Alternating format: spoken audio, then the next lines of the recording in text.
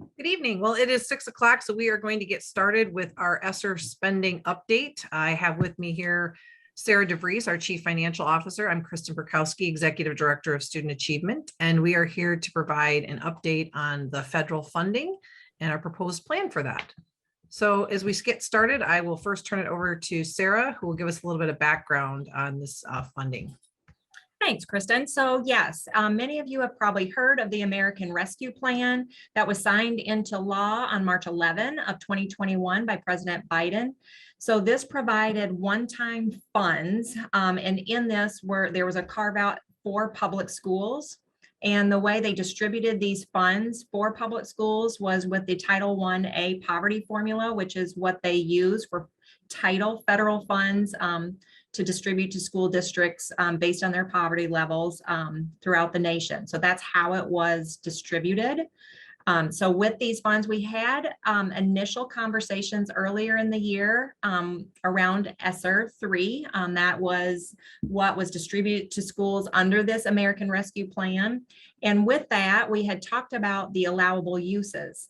And we have them in each of the slides here. And I won't go through and read each one, but you'll notice there is a notation at the top of the slide that says that we have highlighted in purple those allowable use areas that we are looking to focus our funds on based on previous results from surveys and community meetings that we had held prior based on that response. And so this number 7 here, it is an allowable use to provide principals and other school leaders the resources necessary to address the needs of their individual schools, as that can vary greatly from school to school. And on the next slide are some other areas we're not looking to focus on at this point. And this slide, there are 2 more focus areas that rose to the top. Number 14 is providing mental health services and supports. And number 15 is planning and implementing activities related to summer learning and enrichment and supplemental after-school programs, and specifically around more of the instruction and closing that gap with the lost instruction due to the pandemic. So this, and we will have this posted on our website so you can look at it a little closer. Part of this American Rescue Plan, and because it's based on that Title I poverty formula, districts across the state and country were receiving allocations at varied levels. So if you see on the right, the chart on the right, districts, Caledonia's right in the middle. So that little purple bar, that's our original allocation, ESSER 3. So then when you look down, Grand Rapids Public, their original ESSER 3 allocation, you can see goes far out to the right. And this chart reflects a per pupil allocation. Theirs is over 5,000 per pupil. Ours was 300 per pupil. So in the end, for instance, Grand Rapids Public is looking to receive 73 million, and Caledonia is estimated to receive 1.6 million. So there were just some very large differences in funding. And so what the state did, the state received funds with the American Rescue Plan, and they carved out additional funds with their allocation to bring some equalization, and they carved this out and called it 11T equalization funds, so that every district would receive at least $1,093 per pupil. So in the chart on the right, you'll see the minimum allocation is at that top yellow gold bar is $1,093. So for instance, East Grand Rapids, you can see the purple, they're right below that. The small purple was their original ESSER 3 allocation. So then the rest of that gold is the equalization portion that the state is now also providing. Caledonia is a couple down. So Caledonia is right there, and our chart to the left is blown up a little bit. So on the left, this is just for Caledonia. You'll see the purple was the original ESSER 3 allocation of 1.6 million. And with that 11T equalization, we're estimated to receive an additional 3.8 million.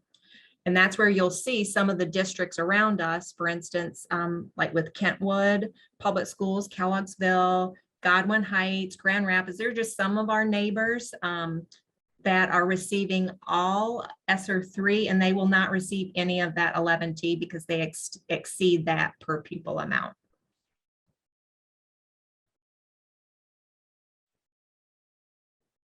And I'll turn this back over to Kristen to talk through some of the requirements. So we had additional 11T requirements. Michigan legislators required that 51.4% of the funds had to be spent to address learning loss. As you can see, also 10.3% of each of these areas, evidence-based comprehensive after-school programs and evidence-based summer enrichment programs, were also required to be part of the plan. We also had much more specificity in terms of limited use of these funds for students that meet one of the following criteria, and they're listed there. So if students did not meet one, or if our plans didn't include these 11T funds around students meeting one of these criteria, then we could not use them like we used the ESSER 3 funds that Sarah mentioned earlier. So these requirements specific to the 11T dollars are requirements that don't affect other federal funding, but they are specific to that 3.8 million that Sarah mentioned. In addition to that, some of the challenges to receiving the maximum funding are that we have sometimes changing regulatory auditing standards. So a lot of compliance concerns, restrictions, we mentioned very restricted. So there's only certain ways that we can spend the money, and then sustainability. We want to make sure that the things that we're funding and thinking through for this one-time money that we're going to have are going to allow us to improve student learning, address learning loss, have evidence-based programs, but also not provide a funding cliff where in 2 years we have put all these people and supports and programs in place that we aren't able to sustain long-term when the money dries up and goes away.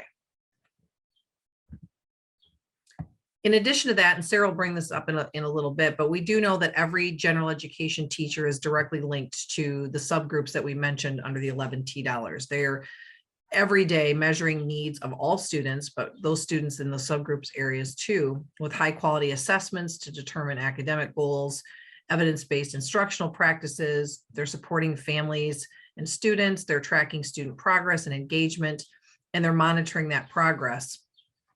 Some of that looks very familiar, I guess, for those that have seen this before, but this is really that kind of, we call it a multi-tiered system of support. And that's really that down the bottom, most students, after a teacher teaches something and assesses their learning, most of that learning is happening down there for the majority of students. But we know that students sometimes need additional supports, and each one of those layers are additional supports that students would need in order to address learning loss. And we know that some of that is increased due to the fact of the pandemic. So we do know that this is happening in every classroom, and that that's going to be some of the funding that we will be spending our 11T dollars on. We are also using the guidance of the U.S. Department of Education, the COVID-19 handbook. This is really kind of an essential to the development of our plan because it is helping us with program design and what allowable uses are of the funds, budget details, et cetera. And it also provides resources for learning loss through evidence-based practices. And we mentioned that multi-tiered systems of support approach in the last slide. I'm going to turn over to Sarah to talk about this slide. So with this, there is a lot of data that we are going to need to collect. We're going to need to make sure that each of the cost functions are accounted for properly, have separate accounting codes, and just tracked, and that we're ensuring that these funds are being spent in a way that our plan specifies. It matches the grant, and when an auditor comes back, that everything from the detail of every single person's pay per minute, per hour is all associated to the grant. And that was an example, but for what these purposes are, there's just a lot of oversight that will be involved in tracking. Here is a breakdown, the first slide of a breakdown of the proposed ways in which we want to spend both the ESSER 3 funds and 11T dollars. So our focus around our strategic plan is on whole child and wellness and support. And so we are looking again from feedback and in alignment with our strategic plan to increase the amount of counseling support that's provided at each building. We are increasing our partnership with Pine Rest and the Alliance Counseling Group, which is going to allow for more resources for families, free counseling sessions, availability both in person and virtually. We are also going to be increasing our speech language therapy so that we have more resources for speech language learning. Our psychologist intern services, so increasing not just having more psychologists available as interns, but also our feeder pool for future psychologist hires, should we have them, stay with Caledonia after their internship. And school social work, increasing those services, again, around the whole child mental health and wellness supports. These are funding lines and resources that we want to put in place starting during the 22-23 school year, and some of those will be starting in the 23-24 school year, as you saw on the top line. Next slide is around organizational coherence and at-risk support. So I'm going to let Sarah talk about the top slide first on general education costs, which we mentioned a few minutes ago. So with some of these funds, we are looking to offset a little bit of our general education classroom teachers at the elementary level, and most likely probably just in that kindergarten through third grade level. So offsetting just a percentage of their expense as they are seeing and implementing interventions and instruction during the day with these subpopulation groups.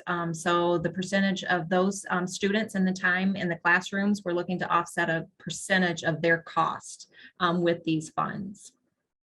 Thank you, Sarah. We're also looking at the elementary buildings to increase intervention support in reading and math. So our 0.5 reading will make a full-time reading interventionist and a full-time math interventionist to serve students who are economically disadvantaged. Again, one of the subgroups with 11T spending. Also with 11T spending and in line with subgroups support is our translation services, increasing those for the volume of refugees and other students that we have coming into the district whose native language is not English.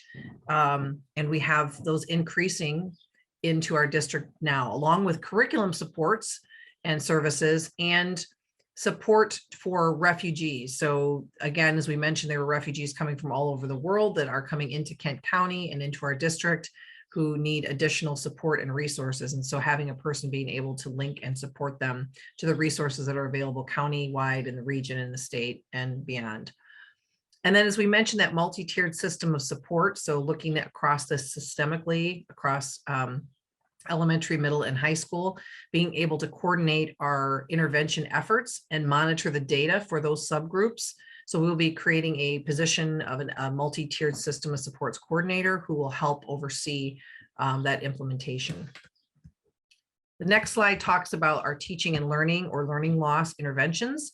This is going to be more support for Craft Meadows, Duncan Lake, and the high school as well, with a math intervention teacher and paraprofessional for Craft and Duncan Lake, and an ELA intervention teacher and math intervention teacher for the high school.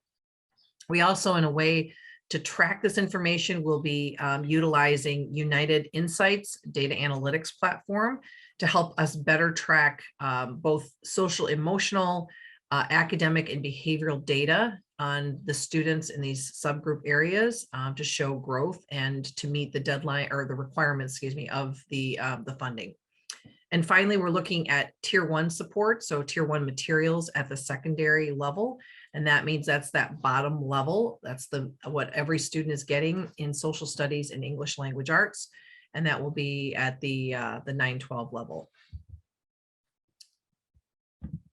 The next slide is really focusing on our extended learning. So this is that evidence-based practices. So we are focusing on summer learning for math and reading program K-8, along with professional development for staff. We were also looking at professional development for new curriculum resources for special education. Again, one of those subgroup categories. Also looking at not just summer credit recovery programming, but expanding that to be offering options for students to recover credits sooner than the summertime, so during the school year. And as you can see, some of those things will not be starting until the 23-24 school year, or be continuing and expanded into that year. We also are really excited about our partnership with the YMCA. It's kind of in line with the top bullet, which is on summer programming, but we will be offering extended care for families as a part of our summer learning programming to address learning loss. And that means that we will have availability for families with students participating in this both before families go to work. So from 6 a.m. to 6 p.m., students will have available time slots to be able to be in there with the partnership and participate in the YMCA summer camp while they're getting push-in services from our school district to address learning loss over the summer. And finally, we want to maintain the counseling support that we started with last summer's extended learning. We will continue to do that with the proposed plan. So at this time, we are going to take any questions that you might have or clarifications on the plan. And I want to let everyone know at the same time, if you're feeling like you don't want to ask a question online here, there is a link, and I will put that in the chat window so that everybody can access this. This will also be with this recording on our website, but it gives a little bit of an overview of the areas that we mentioned, and we're just seeking feedback on them. So we would really appreciate anything that you might have to share with us, but I'm going to stop talking for a moment and just see if there's anyone else that may have suggestions or feedback on the plan.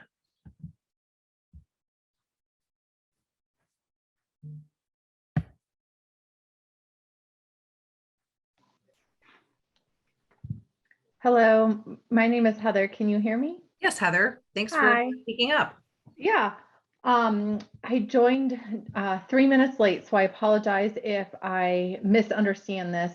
But if I'm hearing it right, the overall goal of these funds, as I understand it, is you got an additional approximately $700 per pupil in the district, given where you were before in ESSR funds to today, based on the one-time influx of funds, federal funds. Is that accurate? Yes, that is correct. Okay. And the funds have a lot of strings attached to them, it sounds like, as most regulations are. And you're required to spend it on very specific things. So it's not like it's a free for all that you can spend it on. I got that message clear. But you had to focus on specific subgroups. So if your student doesn't fall into one of those categories, they may not see any benefit of programs that were coming out of those funds. Is that accurate? Yes, that is correct as well. Okay. And so is there a story or a scenario that you could describe that says, like, on a Tuesday next year, this is something new you would see at the high school or at one of the elementaries or at the intermediate or middle schools? Because you were talking in very broad terms, which, you know, I get you're trying to fully flush out the plan, but what would be some like real specific, tangible things that our students would see differently? Yeah, I can give an example, then maybe Sarah can too. So at the elementary buildings, we would increase, every building would have an additional math interventionist. We don't currently have that. So students who are struggling in maths, and many times our struggling learners are students from those subgroups: at-risk students, economically disadvantaged students that are English language learners, students that are homeless, etc., would have additional supports in math. We will be providing additional interventions to all students, but it really focusing in to track students and using these funds with the teacher or the interventions that we are providing specific for those subgroups. Sarah? And yes, and so to piggyback on that, and when we will post this as well, but one of the slides or a grouping of the slides of how we are looking to use the funds, there were 2 columns for years, and in there it said either ESSER 3 or it said ESSER 3 and 11T, or it just said ESSER 11T. And so for those specific things like that Kristen just talked about, the math intervention at the high school, or ELA intervention at the high school, that lists that's going to be in for next year 22-23 school year is with ESSER 3. And so ESSER 3, that's the original allocation that we received. And because that allocation was already distributed to districts based on that formula, we are allowed to use that original bucket of funds, which is the 1.6 million, and that can have benefits across the entire district. So yes, the purpose is to help support those subgroups, but there can be added benefits where other students can be receiving those services as well. So that's a little bit different than the 11T, and the 11T does have to be specifically just for those subgroups. That was a great question, by the way. Thank you for asking that. Yeah. And I have another one, but I don't want to dominate the conversation if someone else has one. No, go ahead. We're on here to answer any questions that people have. Okay. It'll help with the recording down the road so that other people can learn more. Oh God, scary. Okay. So the other question is, because I understand these are very specific funds. Is there an opportunity? And this is one thing I always appreciate about Dr. Martin. He talks a lot about data. He cares a lot about data and shows that to us frequently. Are you seeing changes in our students, what I'll loosely call outcomes, as a result of the pandemic that we want to intervene on as they are still in our district for the next 3, 4, 8+ years? Because I understand some of the students unfortunately graduated, right? Or left during the pandemic, but there are those students who are falling behind in math or are struggling with reading. I'm just using those as an example.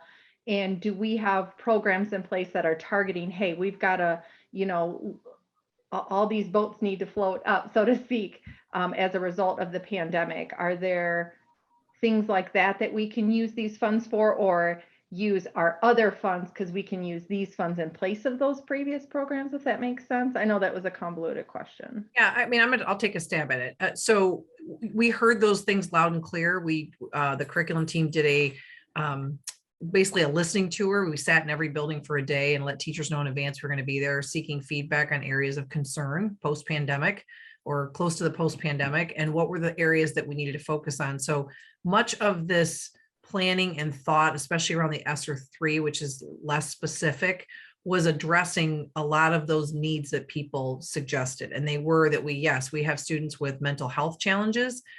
That's why we're putting in more counseling, social work, additional support. We have students that have academic challenges. We have students with behavioral challenges, and all of those things are addressed in this plan, in addition to the other programmatic and general fund expenditures that we would do on a normal basis to address the needs that were expressed during that tour. We also sought feedback on this initially from our stakeholders about kind of the bucketed areas in ESSER 3, the first round of spending, that we were thinking about doing based on, again, feedback from stakeholders. Sarah, I don't know if you want to address anything more. I think you covered everything that Did that answer your question? Yes, thank you. Okay. Did they allow you to use this for any capital expenditures because it's one time? So there is a section that's for an allowable use around improving like air quality and things that you could invest funds in that as well. But the specific goal with the ESSER $3 that was outlined in the plan was really focused on learning loss.